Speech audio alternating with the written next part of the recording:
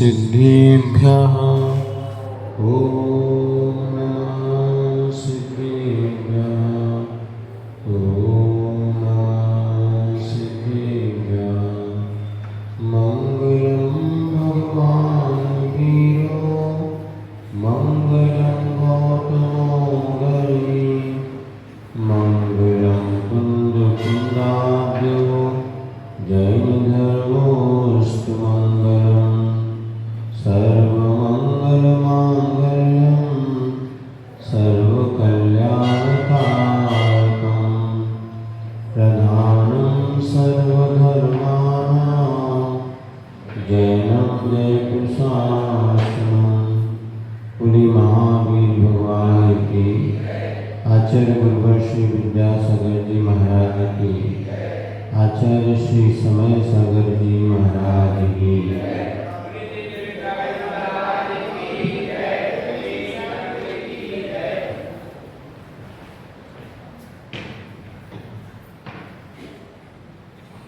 माटी के जीवन की विकास यात्रा प्रारंभ है और वह माटी का लौदा घट के रूप में परिवर्तित हुआ।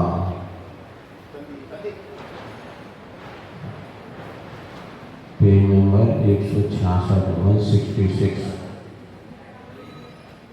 इधर जैसे ही वह घट के रूप में परिवर्तित हुआ सो उस कुंभ को चाक पर से उतारा गया और शिल्पी को बड़ी प्रसन्नता है कि माटी के जीवन का रूपांतरण हुआ। सो एक हाथ में सोट ले और भीतर से कुंभ की ओट देता हुआ कुंभ की खूंट पर वह चोट करता है। सो यहाँ पर शिल्पी की आंखें सावधानी बरत रही है और वह कुंभ को घोट घोट करके सुंदर रूप प्रदान कर देता है। इधर कुंभ के ऊपर कुछ अंकों का कुछ चित्रों का अंकन्यास और चित्रांकन होता है। सो आज वह प्रस्तुत हो रहा है। कुछ तत्वोद्घाटक संख्याओं का अंकन विचित्र चित्रों का चित्रण और कविताओं का सृजन हुआ है कुंभ पर।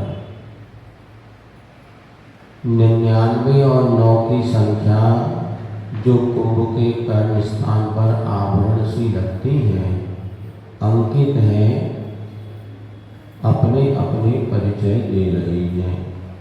अर्थात कुंभ के कर्ण स्थल पर उन्होंने 99 और 9 की संख्याएं लिखी है। हिंदी में 99 और 9 की संख्या लिखी है। वो ऐसा लग रहा है मानो कुंभ ने अपने कानों में 2 कुंडल ही पहने हुए हैं और वे संख्याएं अपना अपना परिचय दे रही हैं। एक छाल संसार की द्योतक है, एक छील सार की। एक से मुख का विस्तार मिलता है, एक से मुख का द्वार खुलता है। 99 की संख्या को 2 आदि संख्याओं से गुणित करने पर भले ही संख्या बढ़ती घटती जाती है, बढ़ती जाती उत्तरोत्तर, परंतु लब्ध संख्या को परस्पर मिलाने से 9 की ही संख्या शेष रह जाती है। 99 में 2 का गुणा करो तो 198, फिर 1 9 8 को 2 18 और 1 और 8 9। 99 में 3 का गुणा करने पर 297, 2 9 7 को जोड़ो तो 18 और 1 और 8 9। इसी प्रकार 99 में 4 का गुणा किया जाए 396 आता है। 3 9 6 18 और गुणा 1 और 8 को मिलाने पर 9। इसी भांति गुणन क्रम से 99 की संख्या तक ले जाइए और 9 की संख्या को 2 आदि संख्याओं से गुणित करने पर संख्या उत्तरोत्तर बढ़ती हुई परस्पर मिलाने पर जो कि 9 की ही संख्या शेष रहती है। यथा 9 दूनी 18, 1 और 8 9, 9 13 27, 2 7 9, 9 चौके 36, 3 और 6 9। इसी भांति गुणन क्रम से 9 की संख्या तक ले आइए, आएगी, रहेगी, दिखेगी केवल 9। यही कारण है कि 99वां विघन माया छलना है, 6 स्वभाव वाली है और अनात्म तत्व की उद्योतनी है, और 9 की संख्या वह सघन छाया है, पलना है जिसमें जीवन पलता है, अक्षय स्वभाव वाली है, अजर अमर अविनाशी आत्म तत्व की उद्बोधनी है, विस्तरीन अलम। संसार 99 का चक्कर है, यह कहावत चरितार्थ होती है, इसलिए भविक मुमुक्षुओं की दृष्टि में 99 हे हो और हे हो 9 नव जीवन का स्वरूप। अर्थात यहाँ पर जो 99 और 9 की संख्या लिखी हुई थी, ये अपने अपने रहस्य को उद्घाटित करती है। तो 99 की संख्या जो है 4 संसार की भूतक है। कितना 99 का चक्कर है भैया, ये संसार 99 का चक्कर है। ऐसा क्या चक्कर है बताते हैं, कहानी इसके पीछे जुड़ी है। एक सेठ जी अपनी सेठानी के साथ, खबर सबको पता है, अपने महल में या ऊपर विचरण कर रहे थे। सेठानी ने कहा, देखो सेठ जी, तुम दिन भर हाय तौबा में लगे, तुम्हें फुर्सत नहीं है, जना बैठ ले, बात कर ले या पूजन पाठ विधान कर ले। वो देखो किसान जो नीचे उसकी झोपड़ी है, कितना बढ़िया सुखी है, बच्चों के साथ खेलता है, दिन में आता है, सब काम करता है। बोले अभी उसको 99 के चक्कर में पड़ा नहीं हो। तो मैंने देख 2 दिन बाद उसने एक थैली में 99 सिक्के रख कर के उसके घर के सामने फेंक दिया। अब जब वो किसान सुबह उठा तो बिना अरे बोले तो 99 इसमें तो एक कम है, यदि एक पूरा हो जाए तो पूरा 100 का नोट बन जाएगा। तो उस दिन वो किसान रोज जो शाम को 5 बजे आता था, उस दिन वो 6 बजे आया। पत्नी ने पूछा क्यों, क्या बात है? बोले वो 99 तो है ही अपने पास, मैंने आप थोड़ी और ज़्यादा मेहनत कर लो, एक और कमा लूँगा तो 100 का हो जाएगा, तो एक बंदी रकम हो जाएगी। और फिर दूसरे दिन बताते हैं वो और सोचा 100 में क्या होगा, थोड़ा और करना चाहिए।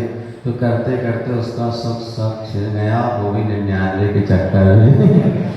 अर्थात जीवन में कभी भी कोई भी चीज़ पूरी नहीं होती, हमेशा ये एंड ही लगा रहता है। इसको कहते हैं 99 का और इसी चक्कर में व्यक्ति चला जाता है। ये तो संसार है, विघन है, माया है। तो 6 और 9 संख्या जो है क्षीर सार, क्षीर माने दूध का सार का कहलाता है घी या मलाई। तो 9 की संख्या तो घी के समान है। 99 से मोह का विस्तार मिलता है, तो 9 से मोक्ष का द्वार मिलता है। कैसा 99 में कितनी संख्या का गुणा करो, लगती संख्या बढ़ रही है, किंतु घट करके 9 ही बचती है। लेकिन 9 में किसी संख्या का गुणा करो तो 9 ही अंत में 9 बचती है। तो शाश्वत अंक का प्रतीक है 9 की संख्या। और 99 कैसी है? छल है, विघ्न माया है, क्षय स्वभाव वाली है। 99 तो घट के 9 में आ जाती है, किंतु 9 की संख्या कभी घटती नहीं, 9 थी है और रहेगी। तो 9 की संख्या तो अनात्म 99 की अनात्म तत्व के उद्योग में घोषण करने वाली है। तो 9 की संख्या वो पलना है, छाया है, जिसमें जीवन पलता है, अक्षय स्वभाव वाली है। 9 की संख्या कभी भी नष्ट नहीं होती, अजर अमर अविनाशी तत्व की प्रतीक है। इसलिए 9 बार नमोकार मंत्र पढ़ते हैं, क्योंकि शाश्वत पद की प्राप्ति के लिए 9 बार नमोकार का जाप आदि करना ये अपने आप में। तो मुमुक्षु जो होते हैं, जिनको मोक्ष की इच्छा होती है, मुमुक्षु मंडल नाम रखने से मोक्ष नहीं होता, लेकिन जिसको मोक्ष की इच्छा हो, ऐसे मुनिराज ही वास्तव में मुमुक्षु माने जाते हैं। मुमुक्ष इक्ष्वाकु कुलादिनाथवान। स्वयं स्तोत्र में आदिनाथ भगवान की स्तुति करते हुए समंत्रवत स्वामी ने कहा, हे भगवान आप मुमुक्षु हैं, अर्थात मोक्ष की इच्छा रखते जो पुरुषार्थ करे वही सही मुमुक्षु माना जाता है। तो जो मोक्ष की इच्छा रखते हैं उनकी दृष्टि में 99 तो हे है, छोड़ने योग्य है, किंतु 9 की संख्या 9 जीवन का स्रोत है। तो कुंभ के कर्ण स्तर पर जो संख्या लिखी थी उसका यह रहस्य आपके सामने खोला गया।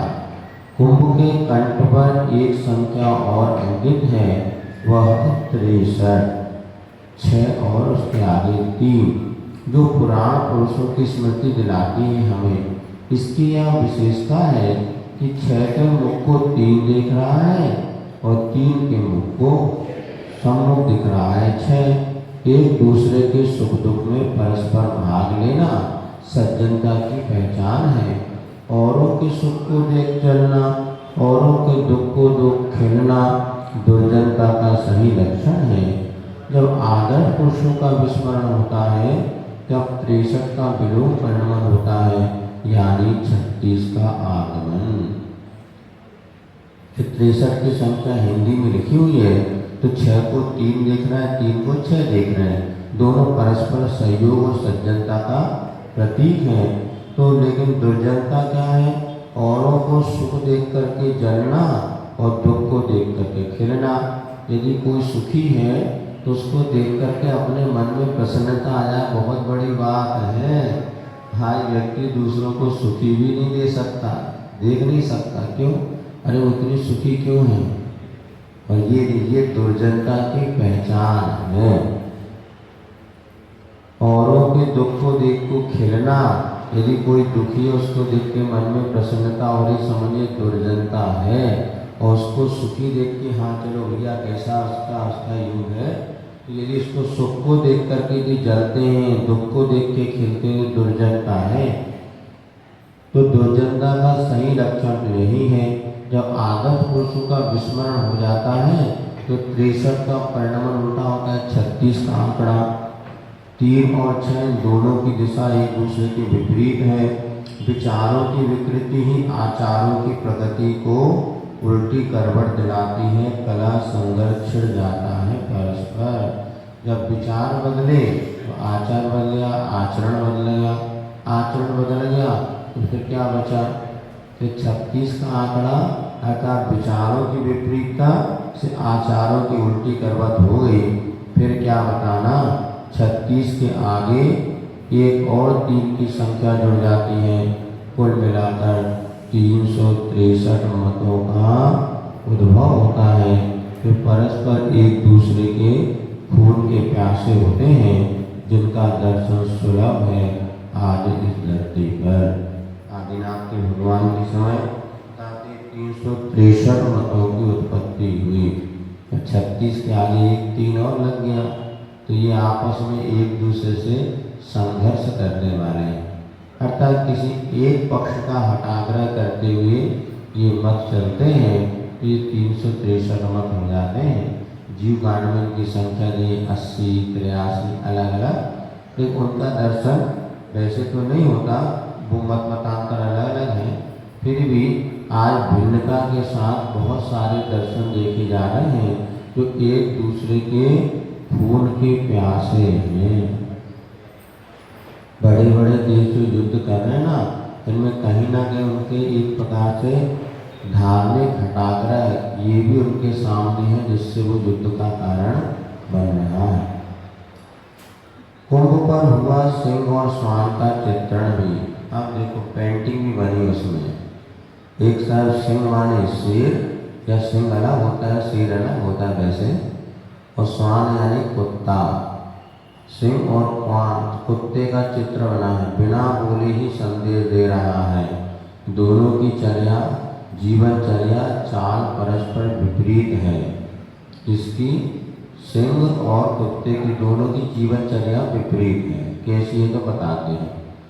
पीछे से कभी किसी पर धावा नहीं बोलता सिंह, गरज के बिना गरजता भी नहीं, और बिना गरजे किसी पर यानी मायाचार से दूर रहता है सिंह।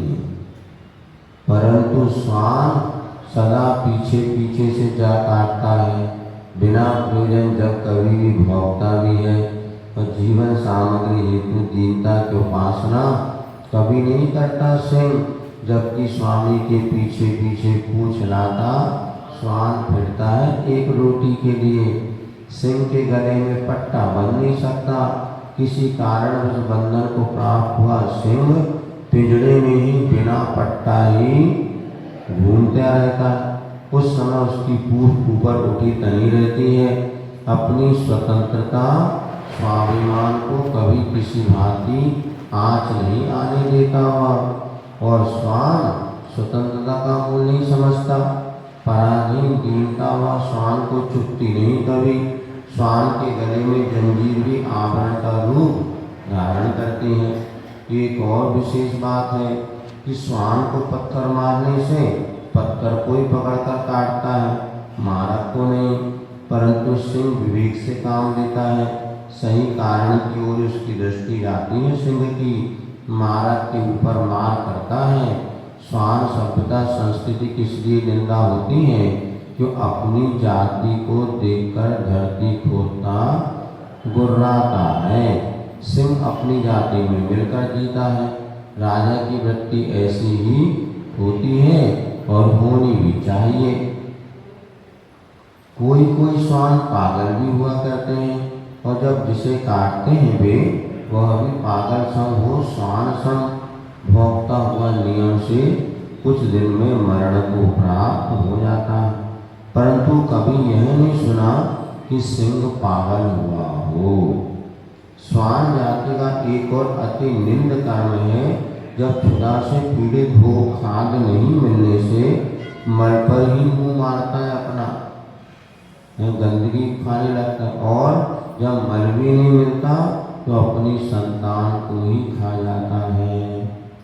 सुनते जब कुतिया बच्चे वगैरह को जन्म देती है उस समय जो उसको तीव्र वेदना भूख की होती, कुछ बच्चे तो उसी समय वो खा जाते हैं। ऐसा सुनने में आता है कि वो अपने बच्चे का ही भूख लगने पर पहले मल आदि मिले तो ठीक, नहीं तो अपने ही जीव संतान का वो भक्षण कर जाती है। किंतु भूख मिटाने हेतु सिंह विष्ठा का सेवन नहीं करता। शेर कभी भी विष्ठा का सेवन नहीं करता, ना ही अपने सद्याजात शिशु का भक्षण। अब यहाँ पे श्वान और सिंह का जो चित्र बना के और ये आचार्य महाराज ने 3-4 बातें यहाँ पर कह दी। तो पहला तो है कि सिंह जो है बिना आवश्यकता के कभी प्रहार नहीं करता, लेकिन श्वान जो है बिना मतलब ही भौंकता और पीछे से जाके काटता है। तो सिंह मायाचार से रहित है तो कुत्ता मायाचार से सहित होता है। और यहाँ पे श्वान जो है दीनहीन बन करके याचना करता है, स्वामी के पीछे एक रोटी के पीछे घूमता है, किंतु सिंह कभी भी दीन नहीं बनता, स्वाभिमान रहता। यदि कोई उसको पिंजड़े में बंद भी कर दे तो भी कभी सिंह के गले में पट्टा नहीं बनता, बिना पट्टा ही वो घूमता पट्टा पट्टा तो बिना पट्टे के ही उस अपने पिंजड़े में घूमेगा। पूंछ उसकी तनी रहेगी, भले पिंजड़े के अंदर है, किंतु उसकी सिंह वृत्ति तो हमेशा उजागर बनी रहती है। और सिंह के गले में कभी पट्टा बनता नहीं। और ये स्वतंत्रता का मूल कुत्ता नहीं जानता। कुत्ते के गले में जब पट्टा भी बांध दिया तो वो हार समझता है और खुश रहता है, लेकिन सिंह के गले में कभी पट्टा नहीं बनता। देखो स्वाधीनता और पराधीनता की वाली बात है। तो सिंह ये बुरा ना लगे, लेकिन बात तो ठीक है कि आज व्यक्ति की दृष्टि पराधीनता को बुरा नहीं मान रही। नौकरी करना लोग अच्छा मान रहे हैं, लेकिन वास्तव में देखना स्थिति की जिसके पास कुछ नहीं होता था तो यह जीविका कैसे चले, तो किसी की नौकरी कर लो, कम से कम 2 रोटी की जुगाड़ तो हो जाए। और एक तो अपनी छोटी सी किराने की दुकान भी खोले लें, भैया है तो सेठ है। हमें ध्यान है बचपन में हम लोग को सेठ जी कहते, व्यापारी थे, छोटा सा भी कपड़े की दुकान है तो कहलाता सेठ, सेठ जी का मोड़ा है।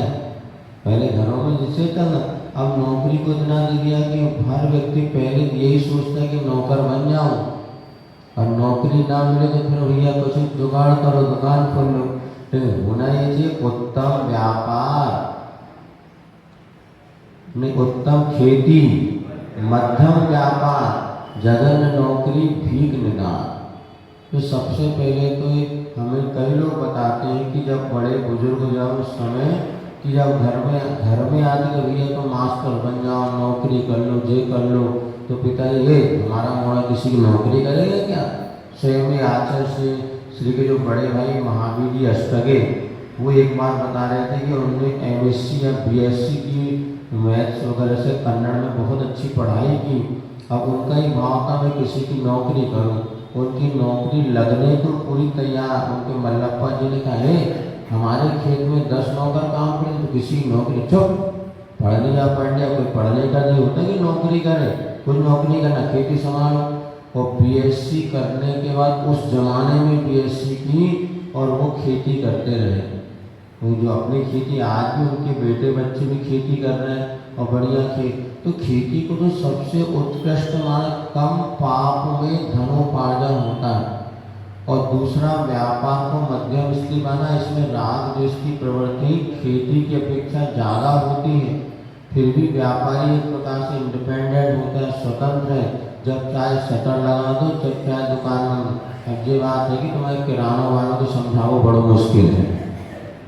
वे तो नौकर से नौकर तो 8 बजे दुकान छोड़ के चला जाए, किंतु वे 10 बजे तक फिरे रहे। ये मानसिकता बदल गई। नहीं मानसिक नौकर तो 8 बजे चला जाए, किंतु वे रात में 12 बजे तक उसी काम धंधे में पड़े। तो अपन ने सेठ पने का मूल्य ही छोड़ दिया। अब उस सिंह के गले में जो पट्टे वाली बात है ना, बस वो स्थिति लगती। अब लोग सोचे यार नौकरी करो, ऊदो को ले लो ना माधो को दे लो, अपने बढ़िया तनख्वाह मिल जाएगी 25-50 हज़ार 1 लाख रुपए और शांति से रहेंगे। लेकिन ध्यान रखो नौकर तो नौकरी ही है, चाहे 10 लाख का भी पैकेज मिले तो नौकर तो नौकरी। यदि ऊपर से ऑर्डर आया हिल नहीं सकते बेटा। अब एक लड़का हमें मिला था अशोकनगर में, वो उसको चांद के लिए अभिषेक के लिए आना था, लेकिन वो उसकी कंपनी वालों ने उनको छुट्टी नहीं दी। नहीं आपको तो नौकरी में छुट्टी नहीं मिलेगी। अभी पिछली बार एक लड़का आया था, उसको 10 लाख से छुट्टी नहीं दे रहे थे, वो छोड़ कर के आ गया, तुम्हारी नौकरी तुम जानो में ये चला।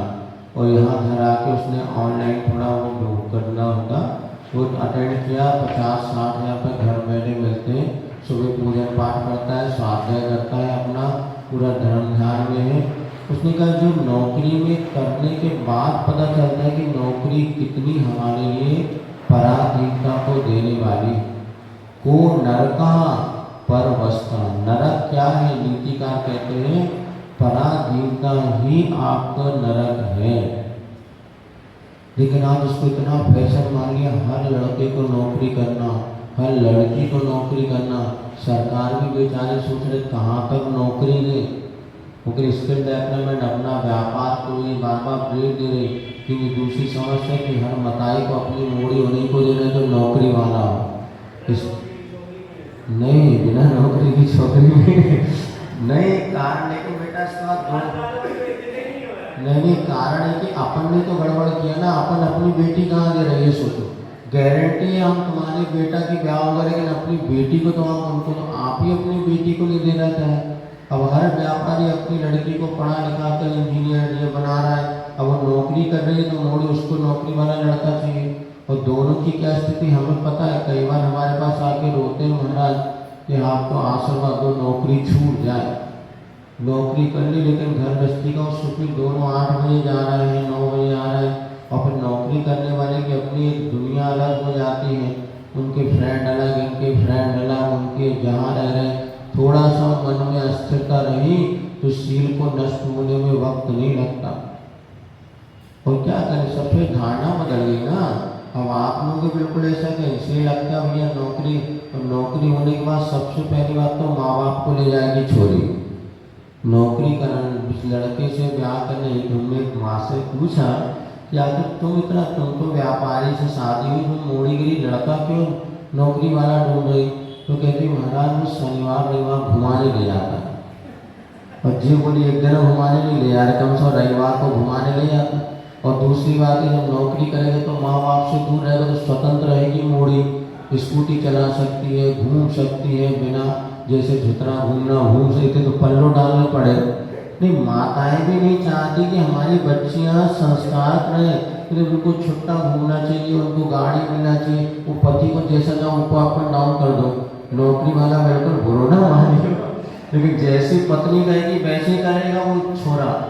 हमने देखा मैम साहब मैडम मैडम करते वो हाथ जोड़ते अपन डाउन, तो पैर पड़ने व्यक्ति सीधे हो रहा है। वो हम तो सब देख रहे हैं नौकरी वालों को, वो इतने बिल्कुल अब स्त्री के सामने एक शब्द ची नहीं बोलते। पता है आज ची बोले तो घर को छोड़ के चले आएगी तो मोड़ा मोड़ी को कौन संभालेगा, जी मैडम करके दिन भर। अब वो भी कहते हे राकेश, वो कभी नहीं कही ये श्रीमान जी, हे बीरेन, हे फलाने जी।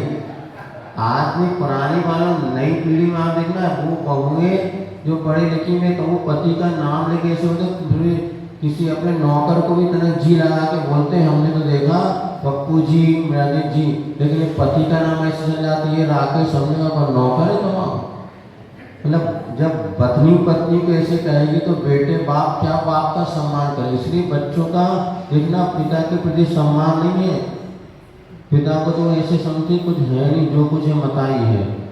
और क्योंकि उन्होंने कभी माँ ने पिता का सम्मान करना बच्चों को सिखाया नहीं। उन्होंने कहा मैं जैसा कहती हूँ चलो तुम बैग पकड़ो बच्चा पकड़ो, मैं सब आगे चल रही हूँ। यही हो रहा है देख लो भैया, इसीलिए सबको नौकरी वाला चाहिए। और मम्मी महिलाओं की इसमें सबसे बड़ी भूमिका है।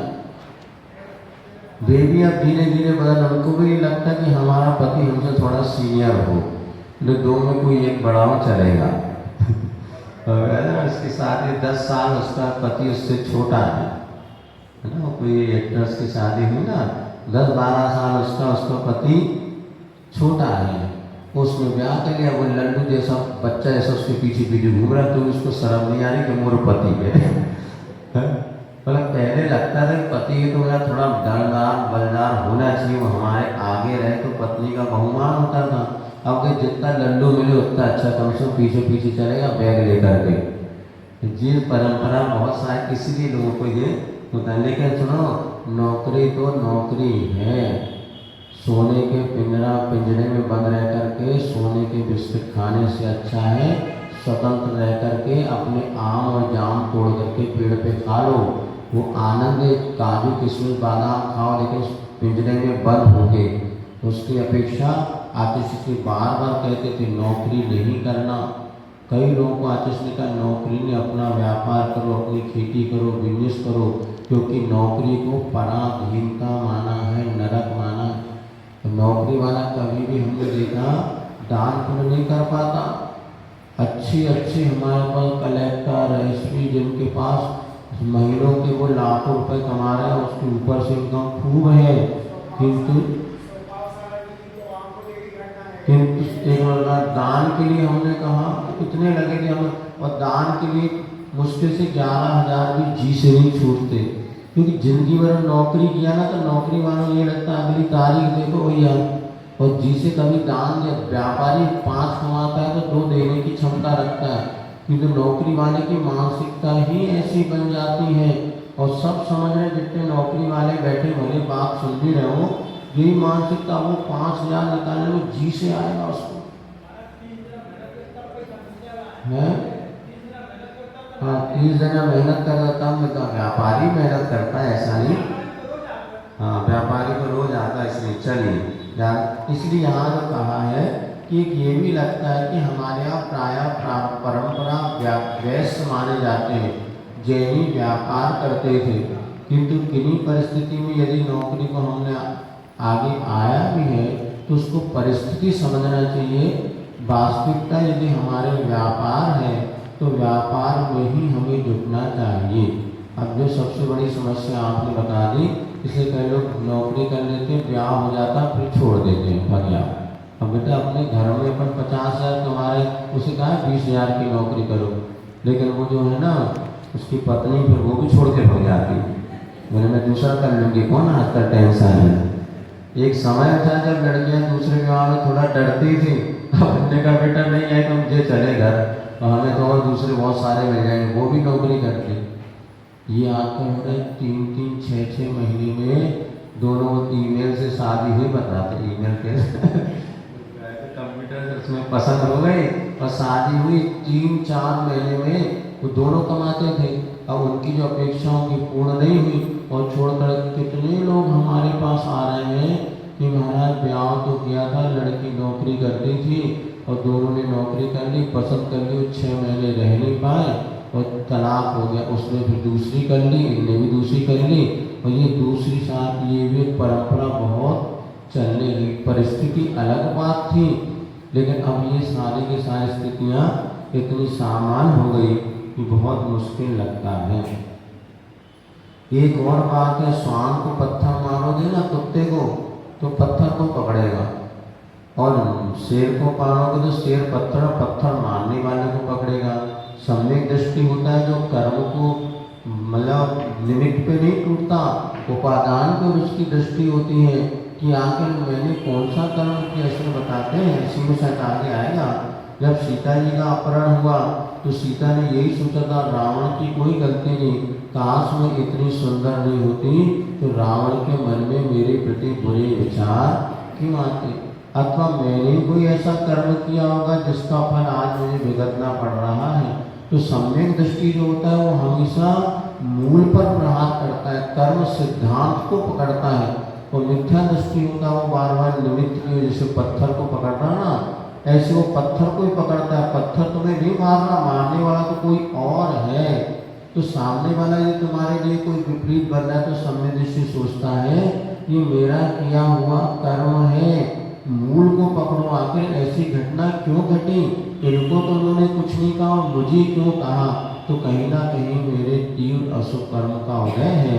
तो सम्यक दृष्टि उस सिंह के समान होता है जो कि मारने वाले को पकड़ता है, ना कि उस पत्थर को पकड़ता है। और श्वान जो है उस पत्थर को पकड़ता है, मारने वाला को वो नहीं देखता।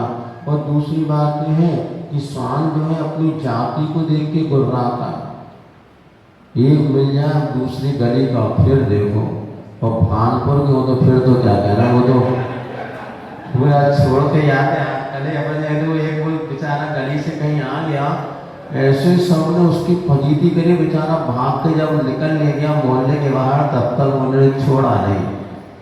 और रात में देखो कैसे धमाका बजाते हैं रोज,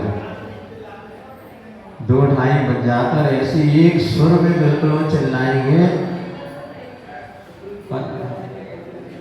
वो तो दिल्ली में लगी कानपुर वाले, उनको कोई नहीं रोक सकता, इधर के कुत्तों को कोई नहीं। वो तो दिल्ली में बता दें कोर्ट ने, सुप्रीम कोर्ट ने इन कुछ कुत्तों पर रोक लगाई है, लेकिन वो तो आजकल गैया पालना अपराध है, कुत्ता पालना अपराध नहीं है। महानगरों जो इंदौर वगैरह में गैया घूमती दिख जाए तो उस पर दंड हो जाता है, कुत्ता घूम रहा तो कोई नहीं, वो तो जो पूरी गली में भी तो कितने बच्चों को काट देते हैं, क्या कहते, ये पतन का काल इसी को कहते हैं, कली काल, कि जो गाय जिसके रवाने से पूरा गौरव आते से गौरव, जिसके घर में गाय का ध्वनि गूंजती थी वो गौरवशाली होता था, हमारे इतना पशु है, गाय है।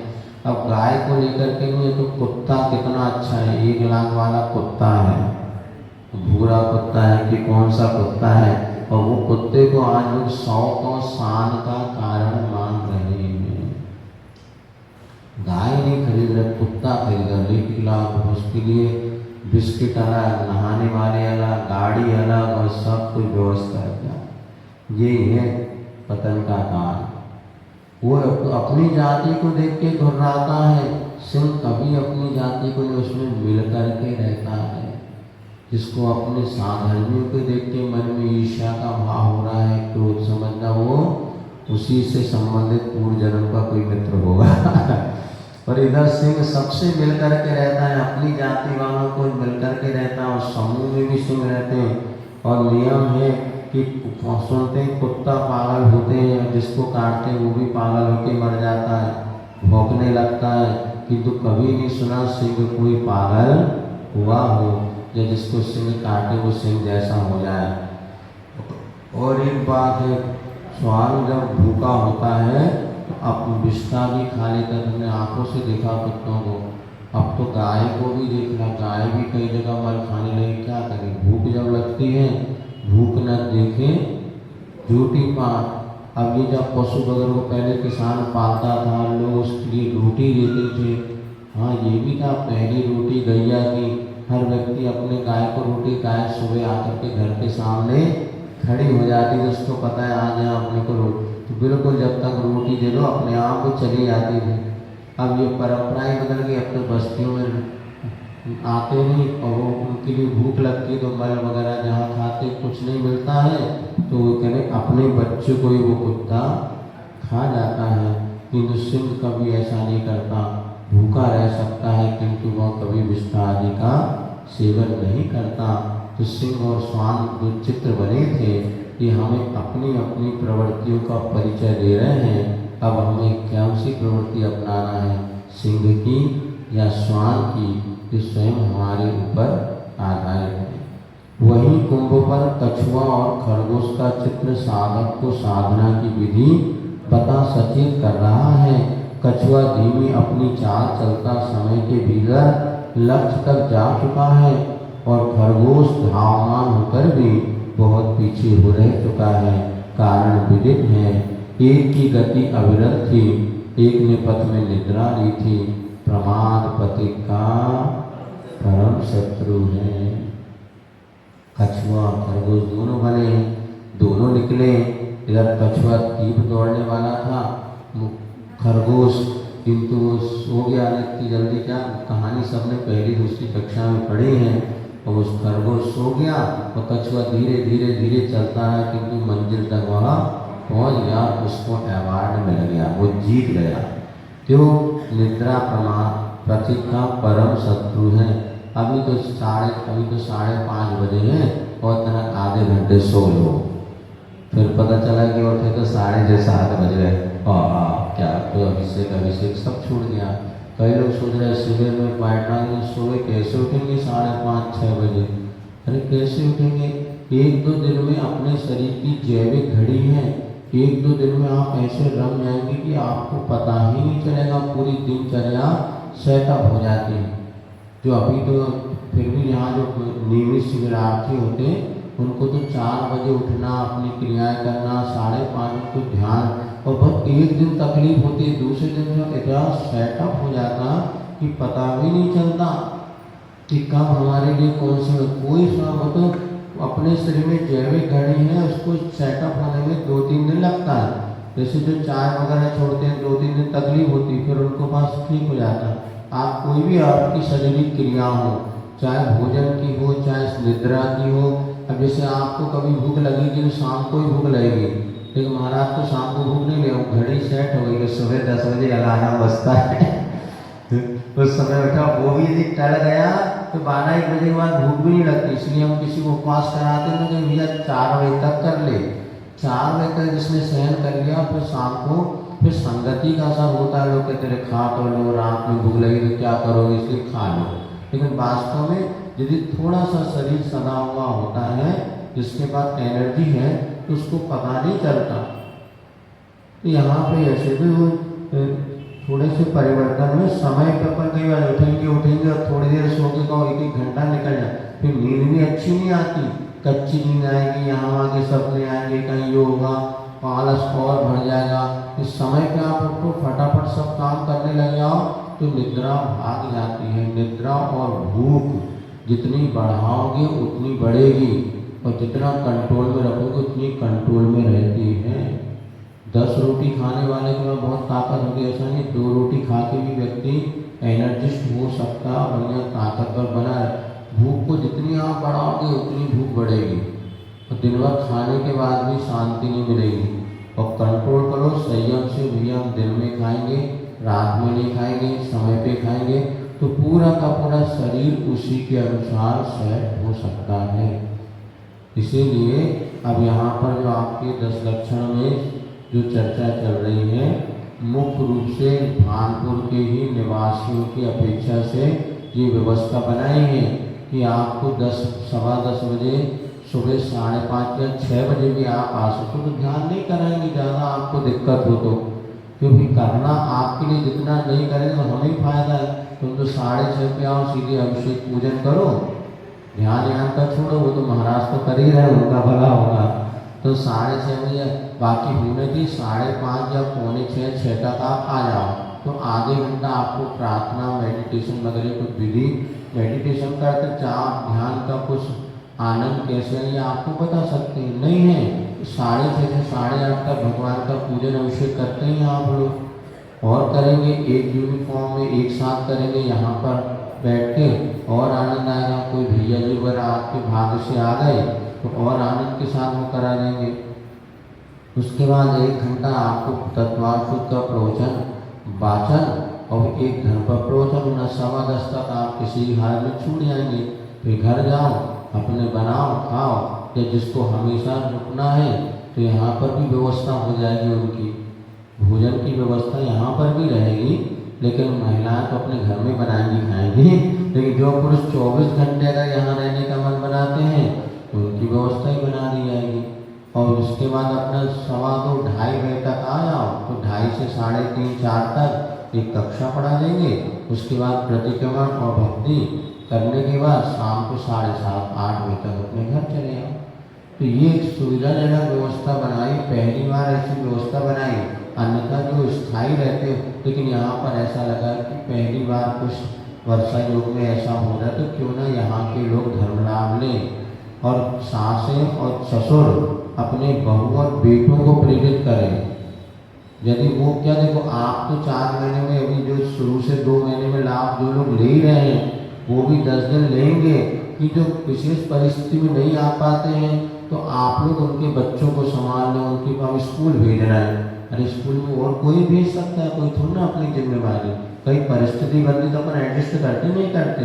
अब 5-5 दिन 10 दिन लोग मायके जाते तो क्या करते जब बच्चे व्यवस्था बनती है और इतने परिवार में रहने का लिए थोड़ी बहुत हम व्यवस्था बनाएं। अब छोटा बच्चा भी भैया हम संभाल लेंगे तुम जाके, और वैसे भी कोई 24 घंटे रहना नहीं, 10 से 2:30 तक आप वहाँ रहो और इधर शाम को 8 बजे के बाद घर में रहना है। तो ये पुरुष और महिला दोनों की व्यवस्था बना दी इसलिए कि आप कम से कम आके दैनिक क्रियाओं में स्वाध्याय आदि में लाभ लें और इसके बाद जो है आपको एक यूनिफॉर्म में रहने से एक अलग ही परिणामों में उत्साह बनता है। तो ये समझ जाओ कि यहाँ पे ये कोई भी क्रिया है ना आपके 1-2 दिन में शरीर व्यवस्थित हो जाता है। सास ससुर को रहने को मना नहीं है किंतु रजिस्ट्रेशन नहीं करेंगे। रजिस्ट्रेशन तो उनका करेंगे जो 55-60 अधिकतम 60 के नीचे, और बाकी कोई रजिस्ट्रेशन हमारे पास आए थे फॉर्म तो उन्होंने ब्लैक लिस्ट में डाल दिया सब। वो तो अभी नए लोगों को पहले देखेंगे, जब वे नहीं मिलेंगे तो सोचेंगे। और एक घर में 2 लोग कम से कम 80 परिवार हैं, 80 परिवार में 2 व्यक्ति एक में आते हैं 160 शिवरात्रि अपने हो ही जाएंगे।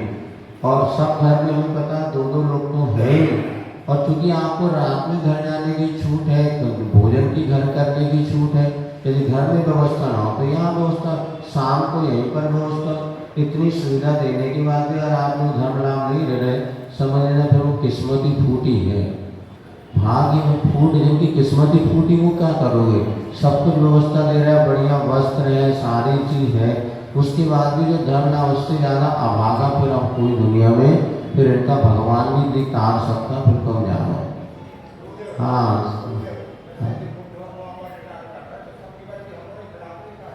अच्छे खिला फिर प्लेग्राउंड बना दो सबके बच्चे और बब्बा बढ़िया दादी मोदक खिला। नहीं हम तो यही कहते पूरा हम एक प्लेग्राउंड बना देंगे उसमें बब्बा बहुत सब नाती मोदक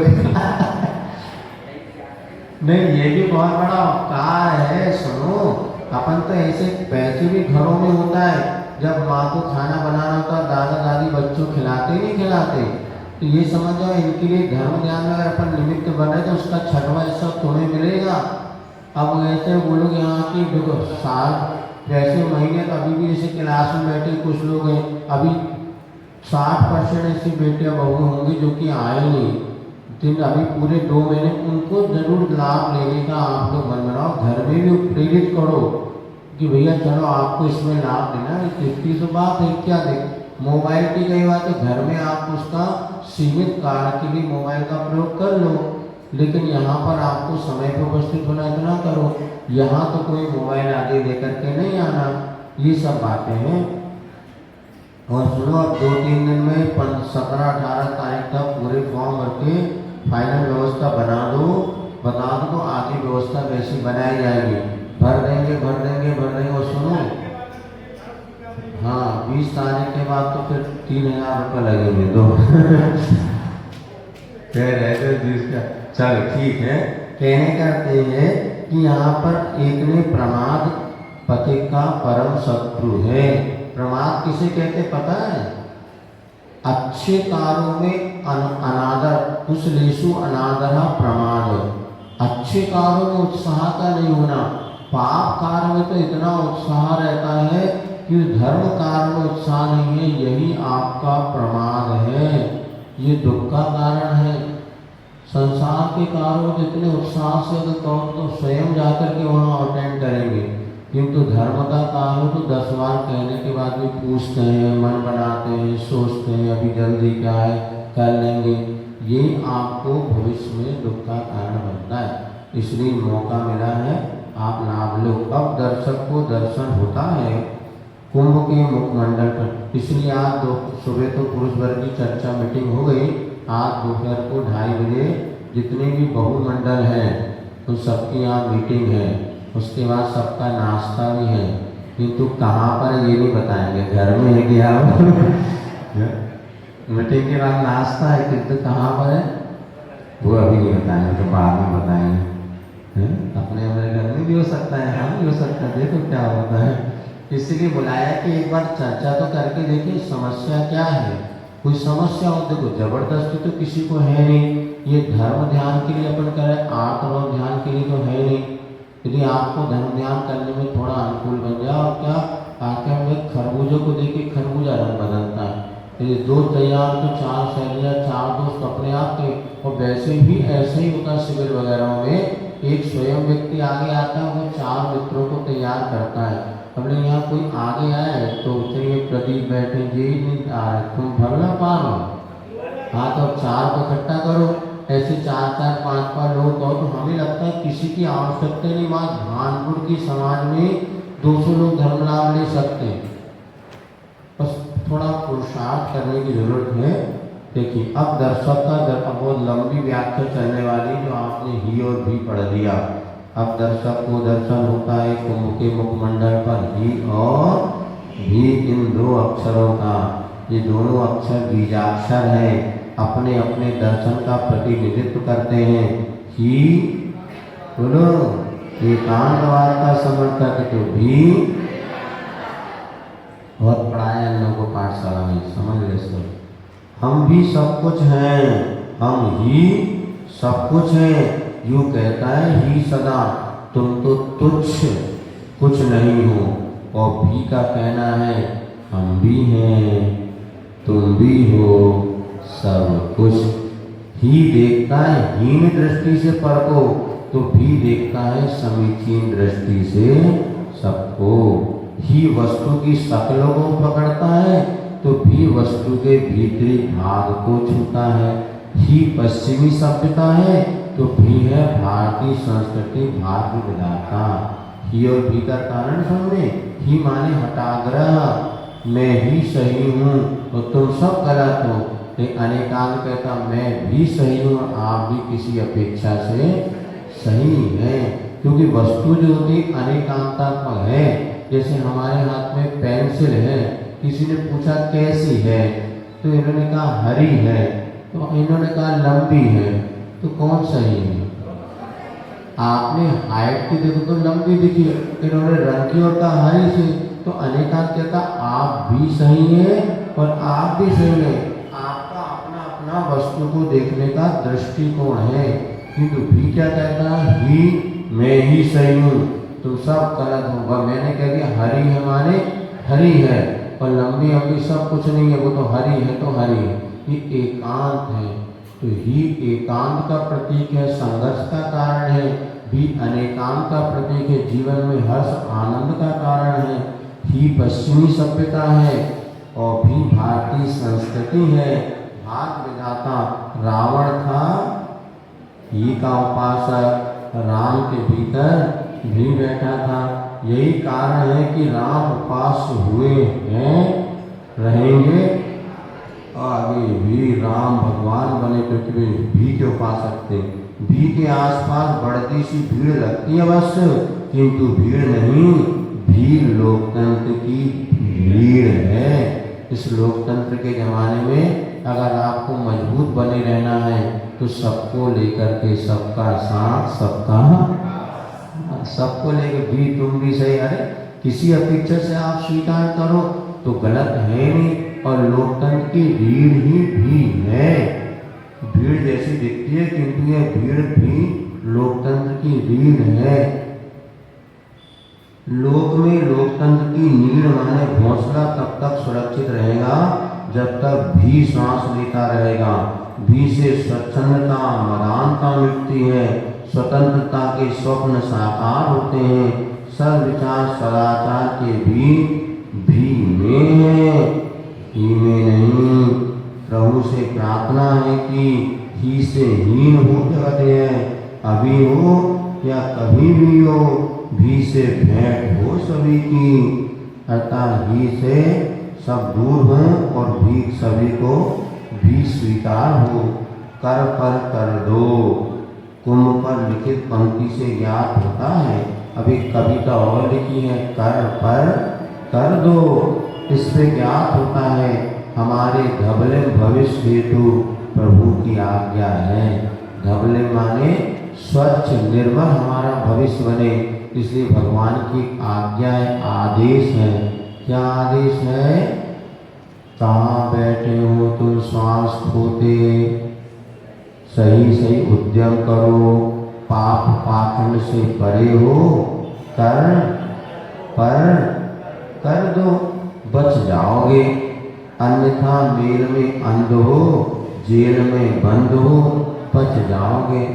जिंदगी भर दुनिया के दंड फन में फंसे रहोगे तो क्या होगा? एक दूसरे के मेल में संयोग में मोह के अंधे बनोगे और संसार रूपी जेल में फंसे रहोगे।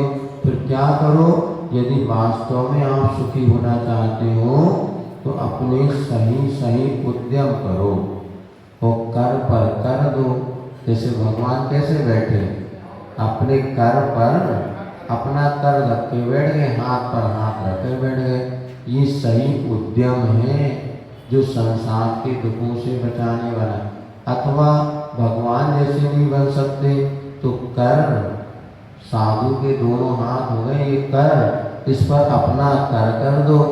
अर्थात दाता बनो, या तो भगवान बनो, नहीं तो जब तक घर में हो दाता बनो।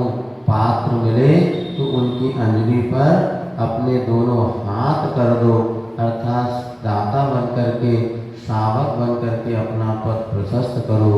या तो भगवान बनो, जैसे भगवान बैठे कर पर कर दो, अथवा दूसरा कर पर कर दे दो, अपने गुरुओं के हाथों के ऊपर अपना हाथ कर दो। ऐसा इसका ये दो अर्थ यहाँ पर निकलता है। यदि इतना नहीं कर पाओगे तो मोह माया में अंधे होते हुए संसार की जेल में पच जाओगे। मरहम बने। एक कविता और लिखी, मरहम बने। ये 4 शब्दों की कविता भी मिलती है यहीं कुंभ पर। इसका आशय यही हो सकता है, कितना कठिनतम पाषाण जीवन रहा हमारा, कितने पतिजन ठोकर खा गए, इससे रुक गए, गिर गए, पद को छोड़कर फिर गए कितने, फिर कितने पद लहू लुहान हो गए, कितने गहरे घावदार बन गए। समुचित उपचार कहाँ हुआ उनका, होता भी कैसे पापी पाषाण से। उपसार का विचार बस उभरा इसमें आज, यह भी सुभक्ता का संकेत है, इससे आगे पद बढ़ना संभव नहीं है। वो कहता मेरा जीवन इतना पत्थर के समान बना है कि मैं चाहता हूँ कि किसी का उपकार कर भी दूँ तो उपकार करने की शक्ति नहीं है, योग्यता नहीं है, वो सब कुछ अपने पास नहीं है। मेरा जीवन तो पाषाण के समान कठिन से कठिनतम रहा, किंतु आज कोई पुण्य योग से ऐसे भाव बने हैं कि मैं भी दूसरों का उपकार कर सकूं। किंतु इसके लिए तो पुण्य चाहिए ना, दूसरों का भला करने के लिए बहुत पुण्य चाहिए। तीर्थंकर जैसी प्रकृति जब उदय में आती है तब वे परोपकार कर पाते हैं। नहीं तो महाराज भले समोसा लगा ले किंतु कोई सुनवे आवे मारो ये भी निश्चित है। समोसा लगने वहां से जनता नहीं आती, समोसा लगने के बाद दाता का भी पुण्य चाहिए, तब वहाँ पे पात्र आकर के लाभ लेते, अथवा उसके बाद भी पढ़ते हम नंदी सा आओ जी देवों के भी देव पधारे, उसके बाद भी कहना पड़ता भैया कहाँ हो रहे, चलो वहाँ पर दिलीप भगवान की दिव्य ध्वनि खिल रही है, चलो वहाँ पर धर्म लाभ ले लो, वहाँ भी ऐसी, तब कुछ व्यक्ति वहाँ पर धर्म लाभ ले पाते हैं।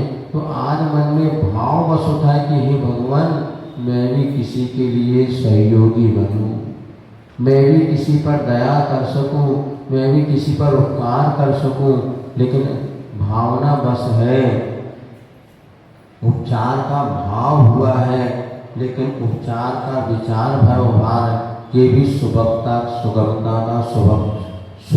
का संकेत है। चलो आज कम से कम एक मन में अच्छे भाव तो उत्पन्न हुए, ये भी निश्चित आपका भविष्य अच्छा बनाए, भले कर पाओ अथवा ना कर पाओ, जहाँ तक अपन धर्म लाभ ले पाए ना ले पाए, तो दूसरों को प्रेरित करते हैं, तो ये भी एक शुभता क्या आपके उज्जवल भविष्य का प्रतीक बनता है। जैसे अपन दान नहीं दे पाओ तो भैया कोई बात नहीं आपको दो, जिनके पास उनको ही प्रेरित कर देते हैं, तो ये भी आपका एक शुभ लक्षण। भाव तो हमारे भी हैं क्योंकि हमारे पास इतनी शक्ति नहीं है, चलो आपके पास शक्ति है आप करो, नहीं कार खरीदने के लिए तो अपने पास शक्ति है, दुनिया की चीज़ खरीद, ये भी कई लोग बदमाशी करते हैं कि दुनिया के पाप में तो खर्चा करने के लिए पैसा है, लेकिन धर्म पुण्य कार्य के लिए पैसा नहीं है, ये उनके पतन का कारण है। धर्मात्मा कहता है भैया पाप के कार्य तो ठीक है, धर्म के कार्य में जितना लग जाए, यही भव में साथ जाएगा, ठीक है, ऐसी बुद्धि होना बहुत दुर्लभ है। हे प्रभु यही प्रार्थना है पतित पापी की, इस जीवन में ना सही अगली पर्याय में तो हम मरहम बने, अगली पर्याय ऐसे मिले जब हम दूसरों को उपकार कर सकें और दूसरों का भला करने में निमित्त बन सके। 4 अक्षरों की एक और कविता पढ़ लेते हैं। मैं दो गला, इससे पहला भाव यह निकलता है मैं द्विभाषी हूँ, भीतर से कुछ बोलता हूँ, बाहर से कुछ और पहले ड्रेस बोलता हूँ। दूसरी कविता मैं दो गला, 4 अक्षर की कविता है। तो पहला मैं दो गला हूँ, बोलता कुछ हूँ और मन में कुछ रखता हूँ। दूसरा भाव सामने आता मैं दो गला हूँ, यानी छली झूठ मायावी हूँ, अज्ञान मान के कारण इस सत्सत्रों को छुपाता आया हूँ, इस कटु सत्य को सब हितैषी तुम भी स्वीकारो, अपना हित किसमें है। यदि छल कपट गलती कहीं करना दे वह स्वीकारो तो मैंने गलत कार्य किया। गलत को गलत मानने वाले व्यक्ति के जीवन का विकास हो सकता है, तो गलत करके भी गलत ना माने और अपने को साफ सुथरा सिद्ध करने का प्रयास करे, उस व्यक्ति का कभी भी उद्धार नहीं हो सकता। अपनी कमी सहज स्वीकारो तो दुख दूर हो, दुख दूर करने का यही रास्ता है। अपना हित किसमें सही स्वीकारो, अपना हित चाहते हो। और तीसरा भाव क्या है, पूछने की आवश्यकता नहीं है, सब विभागों विकारों की जड़ मैं यानी अहम को दो गला समाप्त कर दो। यदि भगवान बनना चाहते हो तो अपने अहंकार को गला दो। मैं दो गला, मैं दो गला, मैं दो गला, इस प्रकार से प्रसन्न हो गया। चलिए इतने रखते हैं। आगे की व्यवस्था 10 लक्षण